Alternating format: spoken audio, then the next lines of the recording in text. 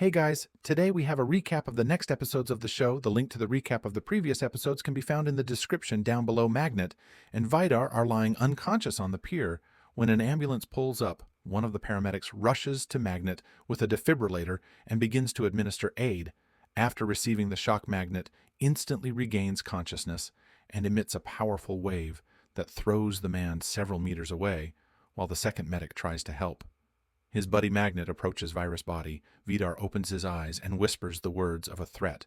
Magnet will die before the new moon comes.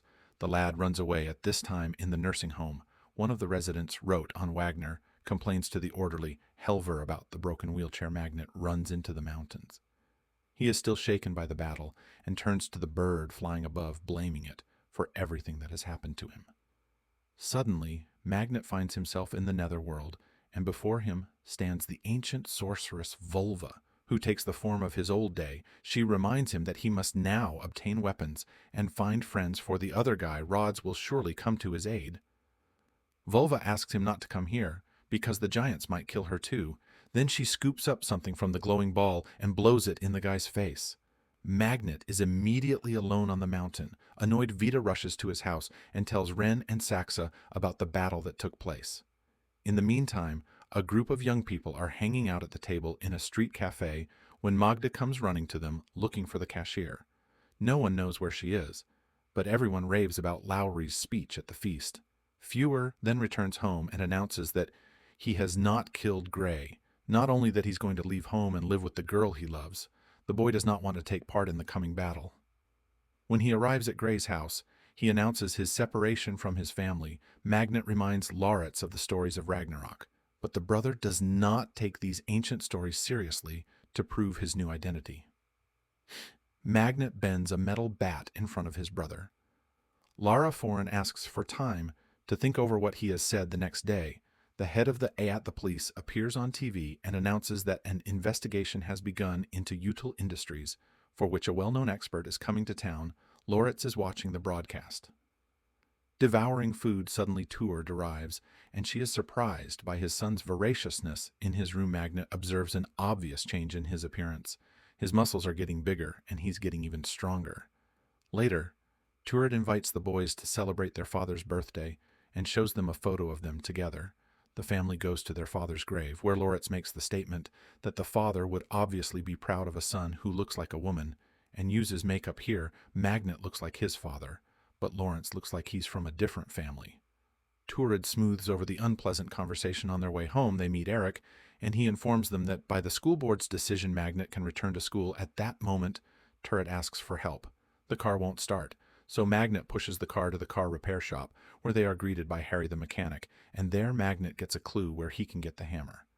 In the meantime, Vidar is watching a report on TV about the barrels found while the women take the ancient weapon down. Saxa is annoyed by her refusal to take her in. Since she is a member of the family agreeing to this, Vidar takes her to the factory and shows her the production. When suddenly police arrive, Vidar acts arrogant and defiant, but the girl smooths over her father's behavior at a crucial moment, apologizing for the problems she has caused and promising to do everything she can to solve them. Her father has to admit that she's right. Meanwhile, Magda makes a drawing of Thor's hammer, Torrid. In the meantime, comes to the store and apologizes to Venki for the word she spoke, and the woman asks her to inform his son that he will meet the god on the bridge, for which he must remember Volvo's ancient prophecy. Hearing these words, Magnet runs to the bridge. He memorizes the first words of the prophecy and tries to read them to passers-by. But everyone just passes by, except Iman, who takes Wotan out for a walk. Magnet reads a few lines, and the girl continues the text. They go home to Magnet, and the girl tells him how Wenki activated her powers, saying she was special. Then she tells him to find the chief warrior and help him. Meanwhile, Lauritz arrives at the grill cafe and meets the waiter. He unmistakably identifies the guy as gay and shows his sympathy. Meanwhile, Magnet tries to find out about Iman's powers, but the girl can't recall anything supernatural. Back at home, Lauritz shares his hopes with his mother and informs her that young people are coming over tonight to have a party. At this moment, they hear very distinctive noises from Magnet's room. Mother and son smile. Apparently, Magnet has found himself a girlfriend, but it turns out that the boy demonstrating his strength has to put Iman on a chair and lift her up with one hand. While she bangs on the ceiling and screams in the evening fun reigns in the turret house, to which Gray and Fewer also come, and Iman finally finds her power. She can make anyone do what she wants, and she demonstrates it on one of the guys who, at her command, brings her a drink by moving on his knees. She seems to be the embodiment of the goddess of love and fertility. Freya Loritz's new mate never arrives, and the distraught lad complains to his mother, he's just ugly. Tipsy Turid reveals the truth to her son in the morning. Mon and Magnet arrive at the workshop, and the girl uses her powers to force Harry to make a hammer for Magnet's drawing. In the meantime, Turret goes to Vidar and confesses to him that on the one night they once spent together, she became pregnant, and now is the time when Loritz needs immense support very much, and Vidar, thanks to Woman in the Evening on his way home, Magnet sees Vidar embracing Loritz at night. Turret tries to justify herself to lower it. She has never regretted giving birth to him, and she won't mind if the boy gets to know his real father better, which Magnate dislikes very much in Utah. Ren trains with her fighting bow, reminding Zaxa of your spear, but the girl is completely immersed in the business of the factory. At this point, Vidar informs her of her newfound son, which causes Ran to object. Giants cannot have children by mortals, but Vidar cites fate, and Magnet breaks the news to Iman. He then learns that the girl was born in Sri Lanka, but grew up in a Norwegian family. She boasts that she can get anything she wants with her powers, which provokes Magnus' condemnation. The powers were not given to get new clothes or cheat shopkeepers. At this point, Harry brings the hammer. Laris comes to Vidar and he offers to take a motorcycle ride. Meanwhile, Magnet and Iman are going to test the hammer, for the real one must always return to Odin. But the hammer just takes off, making a stop in the mountain. Vidar tries to ferret out something about Magnet, but Lawrence gets it right away. Magnate retrieves his hammer but cannot understand why it does not work. Meanwhile, Saxa continues to investigate the company's affairs and makes a statement to reporters. Meanwhile, a company of young people are sitting on a grilled bar and watching the news. The guys are shocked by the admission that it's dangerous to drink tap water, because that's what they were drinking. Us Viewer hears Sax's apology and leaves. One of the girls suggests protesting against the YouTubers who have mucked up the fjord. Turid is writing a note to his sons to not drink the tap water when Lawrence and Vidar enter the house. The boy is thrilled his father has given him a motorcycle. In the meantime, Ren is looking at the pictures in the family album and suddenly brushes away a tear. At this moment, Vidar enters the house and announces that he is ready to take in his new son, which prompts a harsh protest from Ren. Saxa is struck by the abundance of emotion, for Ren has never been jealous of her husband. In the evening, Magnet goes to the grill bar, and Saxa arrives there as well. Seeing her, the guy pulls out a knife, but the girl just provokes him. At the end of their conversation, they come to the conclusion that their families have lost their minds. Cisterns of drinking water arrive in Edda, and Fewer receives an invitation from Rand to talk. The woman has arrived at Christ's house and is waiting outside. He listens to his mother's account about the changes in the family and refuses to call. Ran, his mother, they are merely feigning their relationship. He has no intention of going back and wants nothing to do with the firm. Angry Rand sees the Sayer family and tries to run them over with her car, but Magname manages to react and pushes his loved ones away. Ren apologizes, pretending to have lost control, but Magnet doesn't believe her. He grabs the hammer and runs to Winky. The old woman is frightened. The giants will kill her if they see them together. She's amazed that Magnus attempted to make the hammer, because you can't just get it. She promises to tell him how to force the real Mjolnir. After all, the giants have an ancient weapon with which they can kill anyone. She begins the story of the eternal fire of the ancient gods, but notices Ran and hides in the building, promising Magnet to tell him everything when he meets her on the mountain. Lion Ridge comes to Udelheim and is treated to mead. Vidar tells him that the lad is not human and gives him the heart of a deer he has harvested. For him, Loritz eats the meat and visions of ancient giants flash before him. Vidar grabs his hand and shoves it into the fire. The boy screams, but as he pulls his hand out, the burn disappears right before his eyes. He is now invulnerable. Rand sees this and becomes enraged while the spouses are quarreling. Lawrence goes to the bathroom and, after washing his face, sees in the mirror the ancient scoffer. a half-brother of Odin and father of the serpent, Midgard Stormlucky, and he understands he is his incarnation. Back in the room, he hears Ren say that the cashier is really Volva, and she's going to kill her before Magnet gets the hammer. Meanwhile, Magnet comes for Larich at Udelheim. He asks his brother to return home, and he reluctantly agrees and tells him of Ron's intentions. Magnet runs to Winky. Meanwhile, she closes up store and goes home, but she sees Ren's car and takes off into the sky as a bird Magnet sees her fly away and is glad everything has turned out to be all right. But suddenly, Ron draws her bow and fuses the bird with her. Arrow, the bird falls near the orphanage. The wounded woman reaches Wotan Handsome, her medallion, and asks him to help Magnet. Magnet rushes to her, takes her head in his hands, but the woman turns to ash. Magnet cries over what was just his mentor, then runs to Rand's car and threatens to kill her. But the woman is very calm. She reassures the witnesses that the boy is simply sick. Iman pulls him away with difficulty. At night, Magnet has a dream in which Isolde and begs him not to give up. In the morning, the radio announces that the young people of the town are planning a protest. Turid speaks of magnesium temperance. You should not shout at the school principal in the middle of the street. To this, Magnet reminds her of the attempted murder of their family.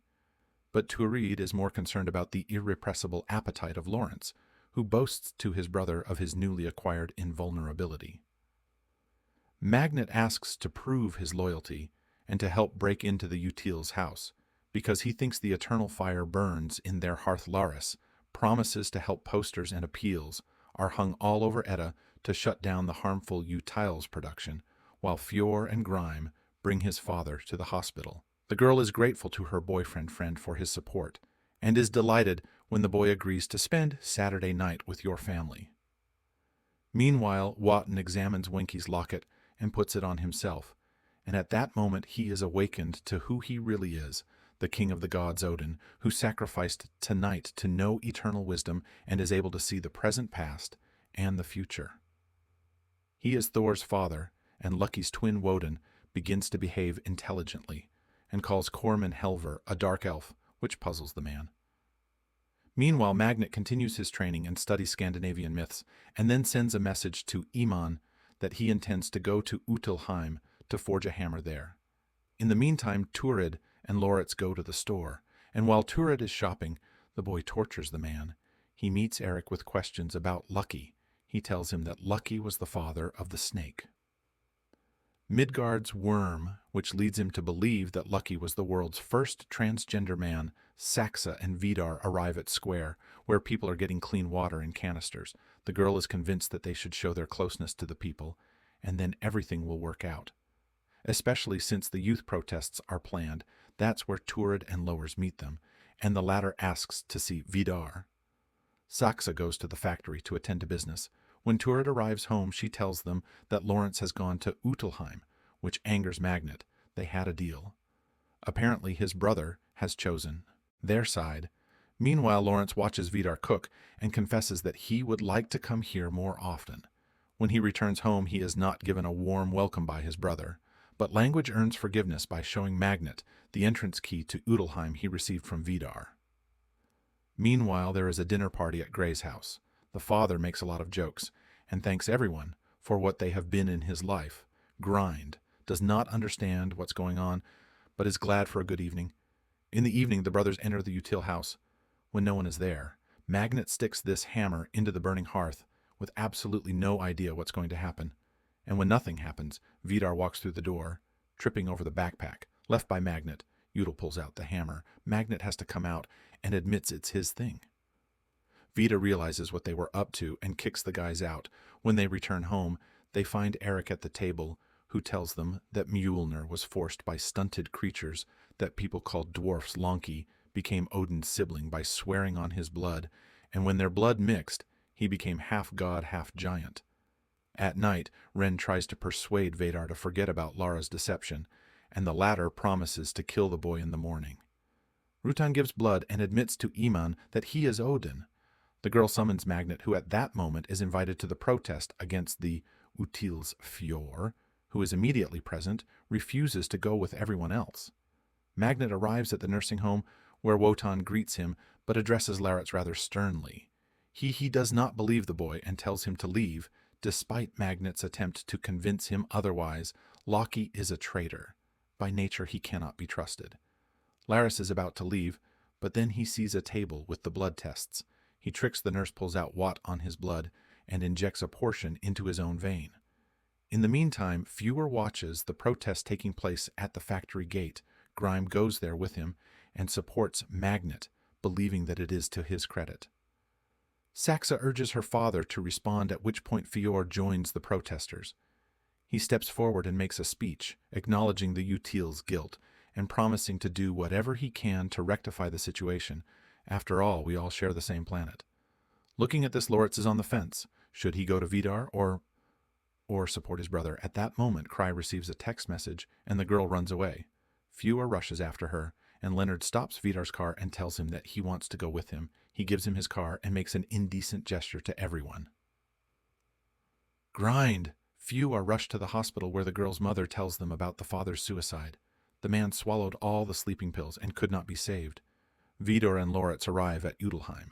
The father tells the boy about how the people used to worship them and carry gifts. He demonstrates to the boy that he can change his appearance.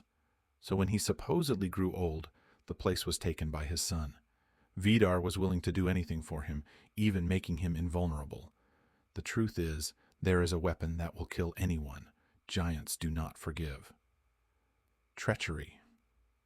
Suddenly, Magnet bursts into the house. He will not let his brother be hurt. Arndt with the axe. Vidar rushes at the lad. A fierce fight ensues, with the enemies exchanging blows while delivering the next blow. Vidar drives the axe into the wall. Magnai pushes the man away, and he lands on the edge of the axe. Sticking out of the wall, his body turns, to which terrifies Magnet. Magnus suffers deeply from all that has happened, and feels guilty about Vidar's murder and the loss of Laveritz.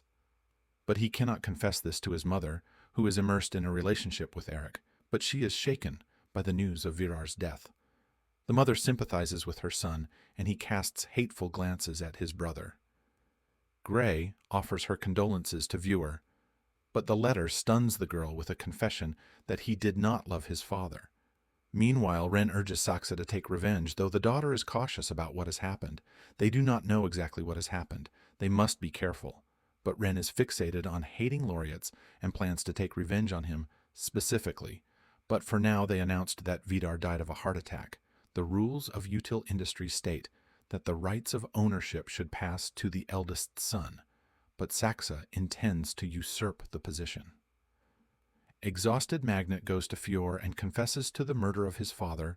By the rules of the ancient world, he must satisfy faction to a relative of the deceased, but the younger Utel refuses to take revenge. Upon returning home, Magnate discovers forbidding signs on the entrance to his brother's room. Lawrence accuses him of murder. His father was merely going to teach him a lesson. In the meantime, Wotan and Iman arrive at Harry's workshop for the old man's baby carriage, but he cannot do anything about the worn-out mechanism. Magnet arrives there as well, and after hearing congratulations on his victory, sharply objects he has killed a man and he refuses to go to war, distraught. Loritz tells the barman that the doctors have discovered a tapeworm parasite inside him, and he begins treatment. In the meantime, Gray and Fewer are eating ice cream on the porch of the barber shop, and the girl admits that her mother intends to move from Edda to the big city. Fewer decides to go with her. He is not going to attend Vidar's funeral. To read that, Magnet are summoned to the school, where the boy is given permission to take his final exam and is assigned to the top Scandinavian myths. After that, Iman tries to convince Magnate to return to the battle group. After all, there is no war without casualties. Besides Vidar, there are still giants left among them. His brother, hearing about Loritz, Magnet loses his temper, and his brother, watching the conversation from afar, sees light sparking everywhere. Saxa takes on the firm's business with determination, and one day talks to Turid, convincing her not to mix emotion and work. Satisfied, the woman thanks the girl for her understanding. Furious, Iman goes to the sports club, where she notices Harry. The girl challenges him to a fight. The guy dismisses it with a joke.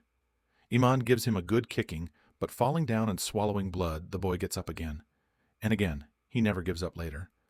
Iman leads him to the old man she has found, the fighter. Apparently his soul used to live in the body of Terra, god of war, known for his courage and strength, who lost his arm in a battle with the wolf. and rears, sacrificing himself to save his friends. Meanwhile, the youths discussed a protest against the Util factories and invite Magnet to participate, not noticing Saxa, who enters the cafe. The guy is uncomfortable in front of her, but he doesn't know how to stop the conversation.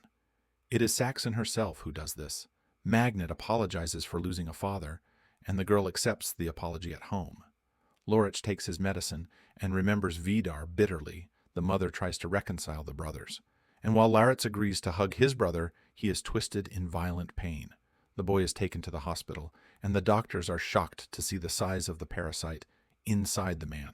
He undergoes surgery, but the worm survives. The doctors intend to examine it because they have never seen anything like it before. But Larry's intends to keep it. That evening, Fiora and Saxon meet in a secluded spot to discuss the matter. Fiora speaks of Magnus' guilt and of his intention to leave with Grime, and his sister accuses him of cowardice, and she leaves the day of Vidar's funeral arrives. Magni announces that he is not going to the funeral, but his mother asks him to do so for Larry's sake. At this point, the boy leaves the room. He has changed his image again, and now looks very much like his father. Magnet runs away, unable to see his brother. He comes to the mountain and asks for his powers. He has killed the man and lost his brother. Receiving no answer, Magnet goes to the church where he is rebuked by Loritz, who sits in the pew of the Util family.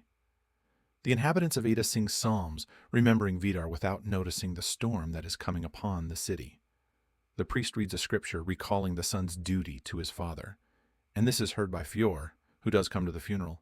Suddenly there is a thunderclap. Magnet prays for his powers to be taken away, and Fior goes to his father's coffin, and the moment the coffin is carried out of the altar, there is a tremendous stunt.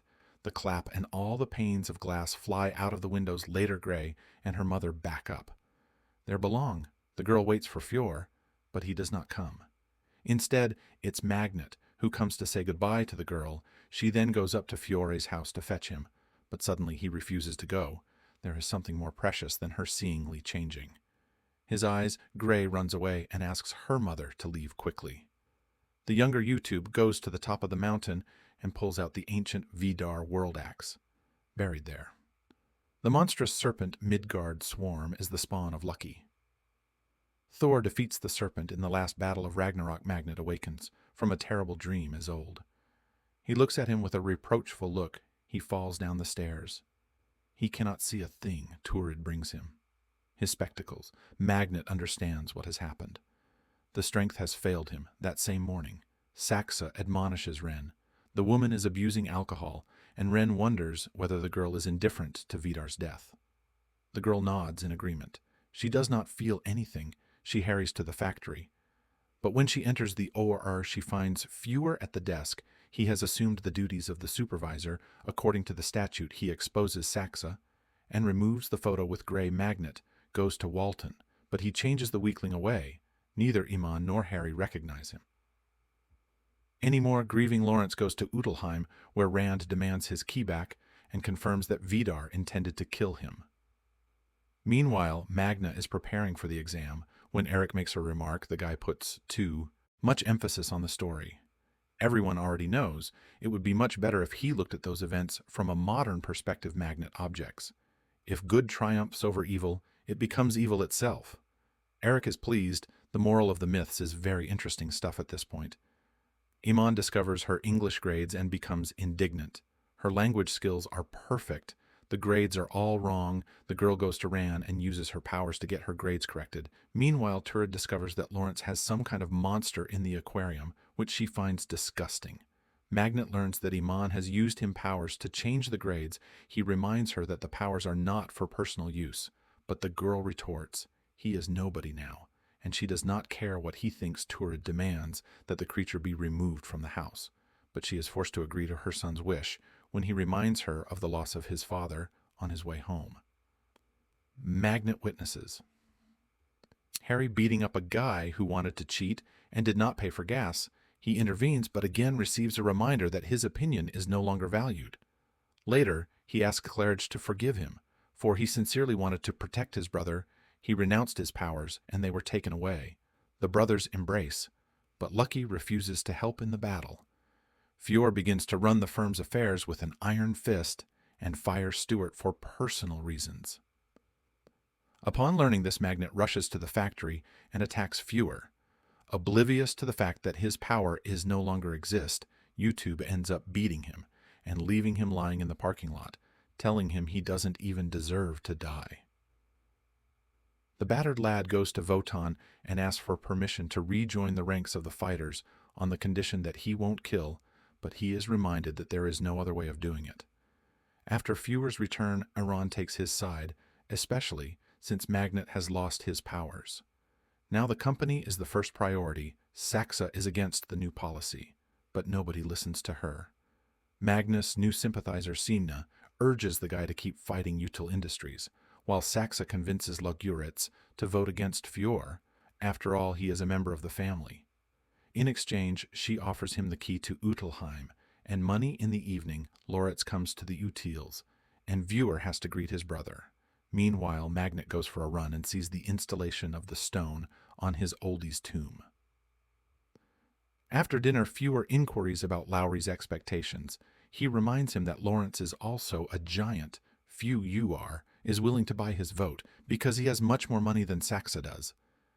Ren takes Lawrence's helm and warns him to stay away from his family. Leonard scoffs even as a bastard he is related to Vidar. While the others are not really family, the whole thing is a force to those around them as they are, barren in rage. Iran follows him into the house and attacks Loretz. Magnet tries to help, but the no avail. Ren openly promises to destroy his family, for the Paris have left Magnet. But suddenly Turid comes home and Ran leaves. Magnet decides to do what he can to win the war and returns to Wotan to regain his powers. Wanton reminds him that his greatest weapon is Mjolnir. His only chance against the giants, Magnet agrees to lie to Loritz and get the key to Utilheim. The team of warriors go to the Utils factory, as Odin reminds them shortly. See before that they have everything they need to make the hammer Volva's feather and Rand's arrowhead. At the mention of the dwarf's name, Halvor enters the ram. All that remains is to find the eternal flame, which can only be found somewhere in the factory. Once inside, the team goes to the old warehouse, but suddenly they see guards. Wanton Odin is summoned to divert their attention. While they forge the hammer, the old man comes out into the light and pretends he can't walk. The guards are puzzled, but remembering their orders to guard this building particularly closely, they take the old man to the gatehouse, reporting the incident of Fior. Harry intends to break the lock on the warehouse, but Magnet pulls out the key he snatched from Lard, lying that he intends to impress Sina by hanging a protest banner in the Util warehouse. Once inside, the team begins looking for the fire, but there is no such thing in sight. Magnet reads the words of the saga, and everyone understands there must be a dungeon. It must be nearby, and while Iman stays behind to keep watch, the others descend into the cellar and find the ancient forge with the eternal fire blazing. That's when Fior arrives at the factory, and while the team is working on the hammer, Iman comes out to fight. Under the blows of the sledgehammer, the ancient iron, the feather, and the tip of the giant's weapon are fused together. Meanwhile, upstairs there's a deadly battle, and Iman begins to suffer defeat. Harry asks to finish the job, and he goes up to rescue his friend. All that remains is to chop the hilt, but hell, war has never done such a thing, and it comes out too short. But Magnet approves of the dwarf's work, cools the finished hammer, and Harry's upstairs. Harry orders everyone to run and restrains Fior himself, but the man throwing him back against the door slams it shut, amputating a part of his arm. Iman returns to help, ordering Magnet to remove the hammer from the factory. The police arrive, and now Halvor goes to them. Diverting attention from Magni, the boy gets out of the factory and goes home, where he is greeted by his mother and brother congratulating Magnet on his birthday, which he has completely forgotten about the media reports about a break-in at the factory. A protest banner posted, and the arrest of 4 people. Magni admits that he too was part of the group, and contrary to his fears, Turret takes it calmly. Without even unpacking the presents, Magnet goes to the mountain and tries to abandon Mjolnir, but the strength never returns. Magna calls Iman. The hammer doesn't work, and she tells him to do whatever it takes to succeed. He returns home, where Turret asks the boys to go get burgers. They go to a cafe where Sydney approves of the action, and Loritz tries to get the bartender's attention. At this time, there is a report on TV about the impending closure of the Utah factories because it has been proven that the production has polluted the environment. In addition, tax evasion has been revealed. Saxa also listens to this report. She tries to rectify the situation and asks for a press conference. Meanwhile, the director of the orphanage fires Iman and Halvor, which provokes protests from the residents. Wanton gives a fiery speech, thanking the real heroes, and sings the national anthem in their honor. Magna is trying to figure out what to do with Mjolnir when Turet asks her to bring Larry's things. She's afraid to go into his room because of the horrible pet confused. The boy goes into the room and sees a nightmarish worm, a veritable spawn of hell lyrics, arrives at the cafe where Amon and Harry are resting and catches the bartender in the arms of the egg part. The disappointed guy walks away. Meanwhile, Fuhr announces that he is moving his production to Asia, where governments are more loyal to business tour. It goes to work at the store for the first time that day. Meanwhile, many residents of Ida are afraid that they might lose their jobs, and Holmes Lawrence, who has given up hope of finding love, feeds his worm while Magnet rereads the ancient tales of Thor again and again, and suddenly it hits him. Thor was created by lightning, and then there is a news announcement on TV that the Norwegian government is backing down on closing the Utils factories, as it realized that it will lead to massive job losses. Besides, the owners have promised to fix the spell. Fuhr celebrates his victory. While Magni is outraged, his rage electrifies the air around him. He then hears a knocking sound coming from his room. The boy rushes upstairs, sees that the window is open, and the hammer is twitching. He picks up Mjolnir, and at that moment Lawwords enters the room. Did he? Loritz realizes that his brother lied to him. He crafted a weapon that can kill him too without answering. Magnet goes out into the storm, extends the hammer to the sky, and awakens Mjolnir holding it in the air until lightning strikes it. His parents return in Utilheim Fjord, and Ren learned that Sax has given the key to Laritz and punish her for her treachery. After that, they leave to kill the boy. Magnum goes to Utilheim to face Fuhr, but finds Sax beaten. She sees the hammer, and he suddenly, I feel sorry for the wounded girl. But she does not tell him anything about her family's intention to kill Loritz. Meanwhile, Larry's is home alone and hears the enemy's approach to how Saxa tries to persuade Magnet to act together while Larit hides in the kitchen. Ren does not notice him. Magna understands Sax's intentions, and Ran hears the sound the worm makes in the rim, thinking she has put Magnus' vigilance to sleep. Saxon rushes for the hammer, but Magnet is ahead of her and is ready to drop the hammer on her head. Meanwhile, Fuhr catches Lavritz in Utilheim as spark flashes between the young men and they grow close. Loritz begs for mercy and declares that he alone possesses a weapon that can kill Magnaj. As Fuhr and Ren are about to leave, Magnet appears on the street and attacks them. With the Mjolnir, the hammer hits the Util's car and it explodes. Magnate picks up Lawrence, who is battered but still alive, and he promises to forgive his brother for deceiving him. In the morning, he carries his creepy pet to the shore of the morass, and after kissing it, lets it go free. He wishes his creature to go big and strong and to avenge all his enemies. Ren and Fuhr watch this from the shore. The show has had mixed reviews, from good to outright bad. But there's one thing that the viewers agree on this story is quite compelling. The problem of today environment is organically integrated into the plot as one of the key elements of the story, and of course, it's impossible to stay indifferent to the views of the harsh but so beautiful Scandinavian nature. Thanks to the high ratings, the show has been reviewed for a third season this year, 2023 Foreign